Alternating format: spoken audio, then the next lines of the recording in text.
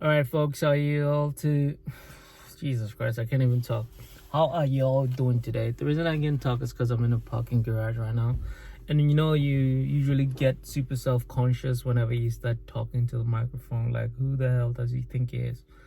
And you be like, "Oh, only you knew how insecure and scared I am all the time, then you wouldn't feel that way about me." But none of all that. I'm gonna be talking with you guys today about a concept that I've been ruminating over, and it's simply independence and growth and growing from institutions and being independent from institutions and people and recognizing your role in the world, right? So we're all practically born with a contract. So you being born, you didn't make that choice. You've seen the meme like, oh, yeah, I am didn't consent to be born, but now I have to somehow work hard to like figure out how enjoyable this life can be and like make a future for myself, right? We've all seen those, obviously. But what I find quite fascinating is oh my god.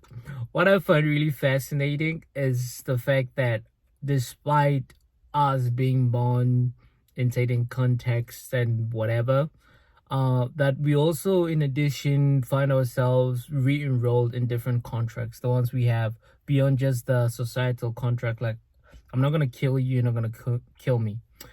We end up finding ourselves in contracts like church, school, relationships, all those other things that we think we volunteered to get into, but we don't realize that most of the time you're just not so independent creatures, but just products of the environment in which we're in. And we end up finding ourselves in weird instances whereby, for example, we are like, why am I so unhappy pursuing this, and asking yourself, like, what are the limitations of like all this that I've been told, like, this is what's gonna make me happy. You gotta do this, do that, right? And to be fair with y'all, I'm not coming as if like I know everything, but I just feel like I have two varying opinions on similar topics to such an extent that I'm questioning every single thing that I know. So I'm forced to have to pursue a better understanding of that. And like, don't get me wrong, I'm not trying to be like some highfalutin super deep introspective philosopher on this, like figuring out the meaning of life. I'm like, no, I'm literally in panic mode and society has no answers. Better yet, society is counting on the fact that I have no answers so that it can prey on me somehow. And by preying on you, I don't necessarily mean like you're being a victim of something and being victimized. I mean, by preying on you, you're just a utility within the system. Whether you're like on top of the system, you're playing a role. Whether you're at the very bottom, you're still playing a role. Like your ambitions, lack thereof, you're playing a role. Someone can use that, someone cannot. You can be a good or a bad. Maybe that's just what life is and I'm overthinking it. True. But I feel like fundamentally when you spend so much time pursuing something and realizing that the more you pursue certain things, the cost of it isn't just time or money, but it's also life itself. It's like trading a life for a life. You know what I mean? Like literally, think of it this way. Before coming to the US, I'm born and raised in Lesotho. Shout out to Nwahiba. Let me let it go, you know.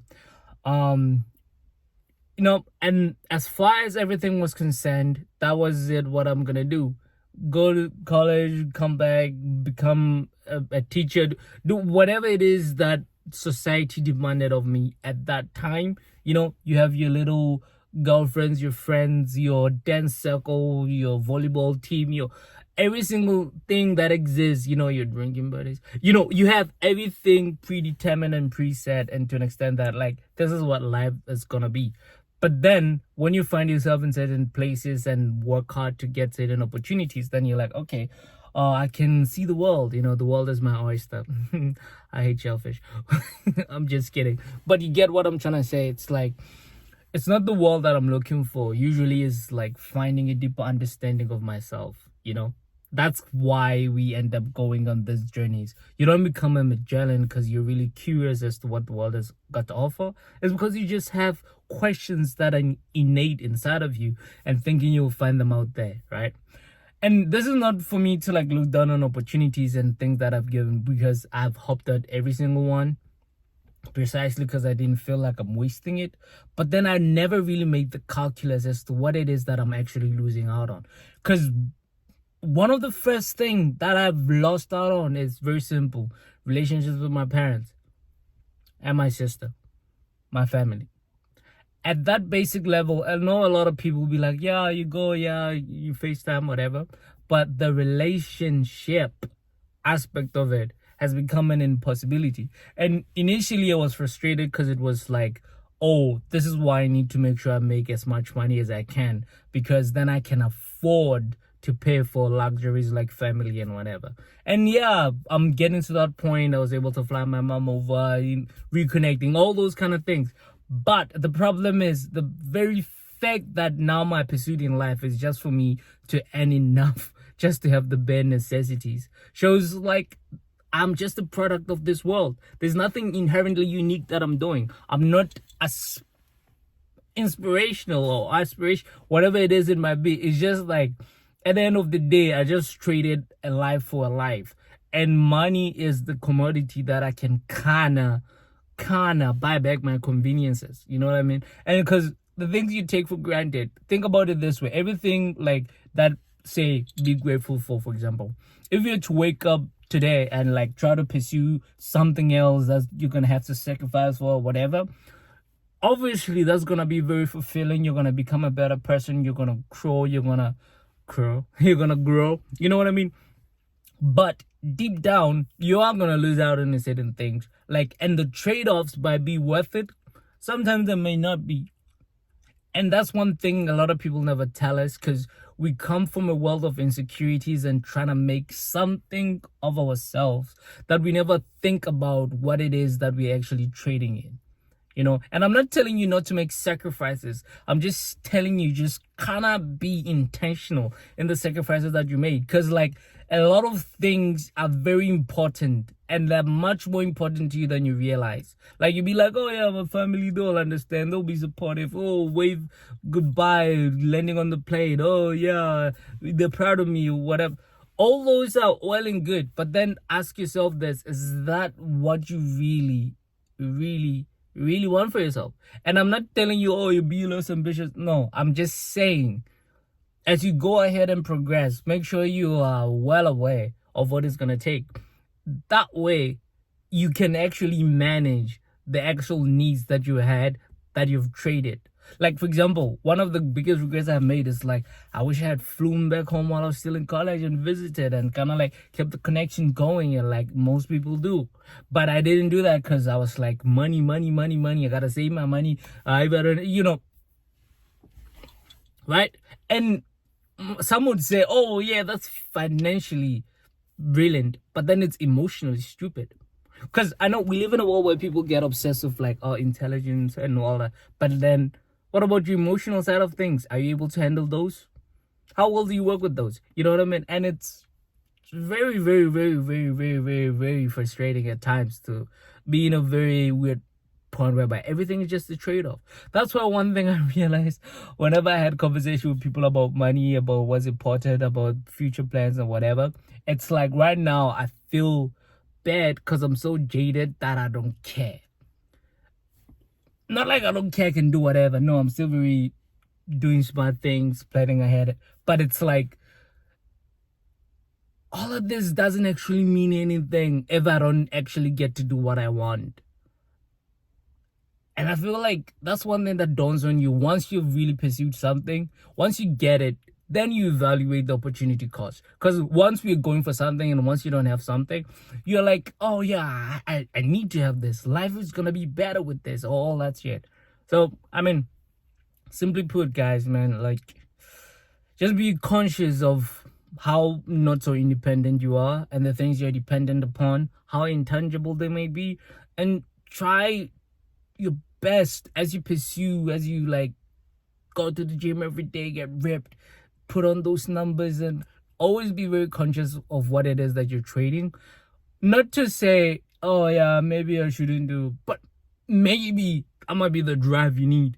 I even know, like, for example, if I know to be here, for example, in America, what I had, what I lost, what I had to give up on, what I had, you like, in whatever scenario, it's like there's nothing, no one, no matter how toxic, a bully, whatever they might be, they can sway over me. Like, I don't care who you think you are, how qualified you are. It's like the value of your opinion is weighted against the sacrifices that I had to make.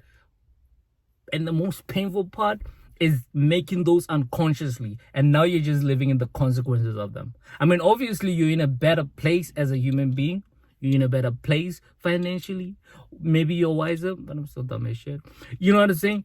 But fundamentally, you just gotta realize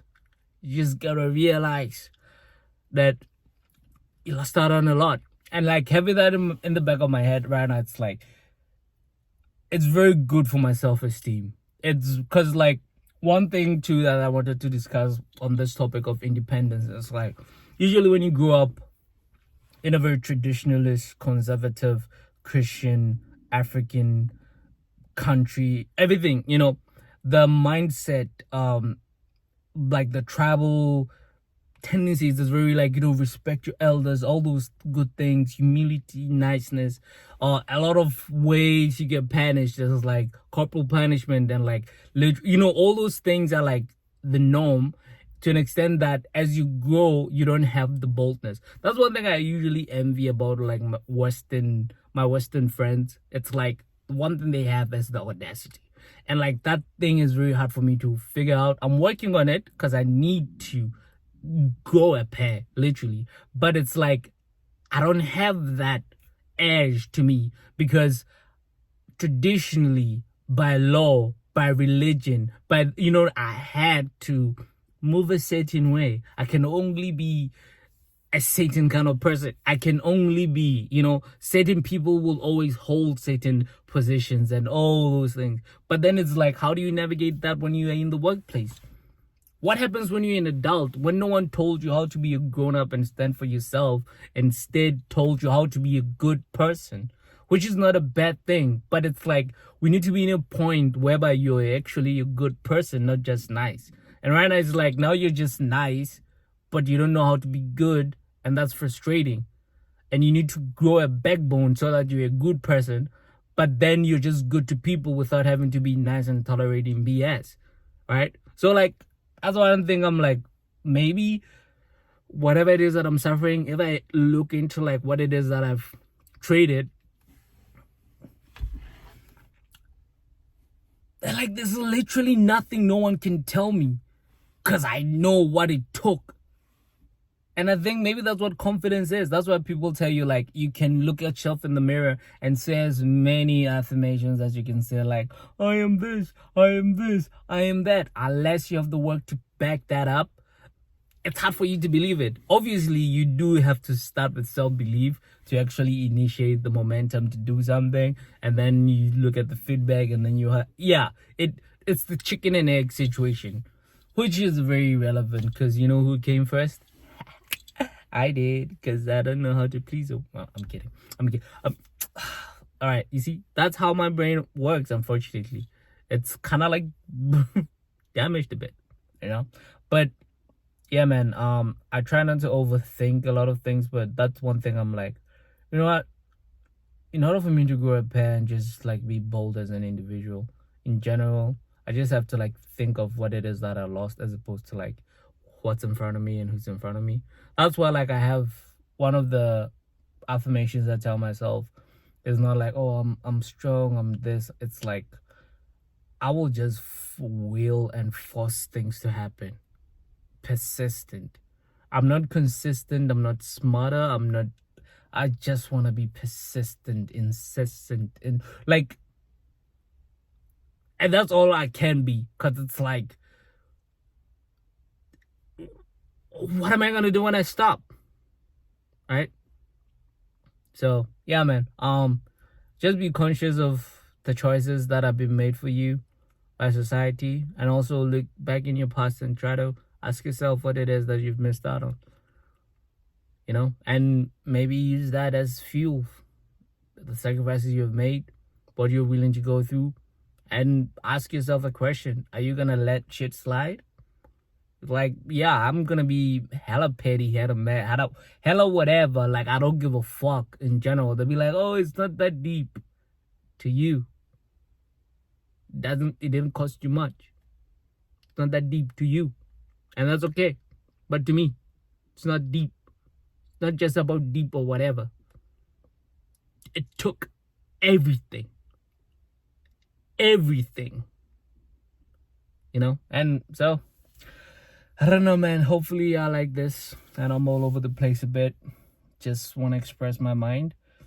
Just also talking to myself and reminding myself of certain things as well. So, yeah.